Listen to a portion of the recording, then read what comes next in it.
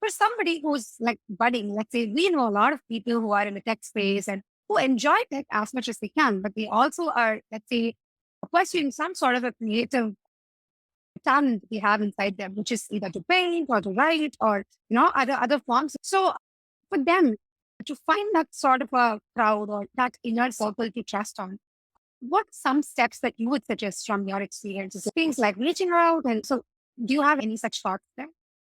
Yeah, absolutely. First of all, I would say you're totally not alone. I remember when I spoke at a lot of tech companies, with each book launch, and I will do it again with the film launch and with the third book launch.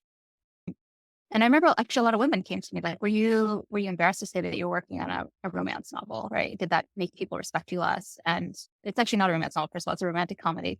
But I said, initially, yes, I was a little worried that, and there were some people probably who were like, what are you doing? But, to be honest, a lot of people came out of the woodwork when they found out I was writing a novel. And a lot of men came out of the woodwork saying, I'm secretly writing a novel too.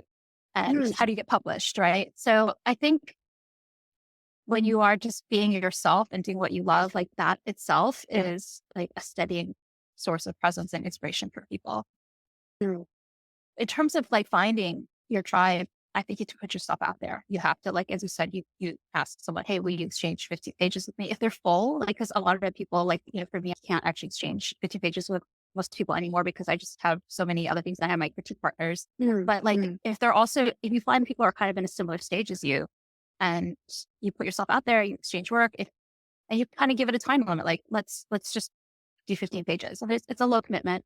And you find out, do you resonate with their comments and vice versa? Like, do you like their writing? Do you resonate with like the themes and the goals that they have? And mm. when agents tell you that this is subjective business and when they're, sending me the rejection letter, it's so true. It's really subjective. Like you just think for yourself, like you and your friends probably have similar tastes, but you probably disagree on some movies. Like your friend might love one song and you hate it. And they love a certain, you know, like movie and you hate it. And that's fine. Like that's like why we have a diversity of a film, and books and stuff. And so that's the same thing with agents and reps. Like they have their loves and dislikes, and you just have to find the right people that fit what you're trying to do. And that does take a long time. I would say it took me probably, you know, 5 to 10 years to build my Mm. community of people. And I continue to build it now in Hollywood with like new creative partners in different mediums. So now I'm talking with illustrators and animators and again, it takes Mm. time just to like you meet like 10 people and you find maybe one person that you have chemistry with. And I remember one of my mentors,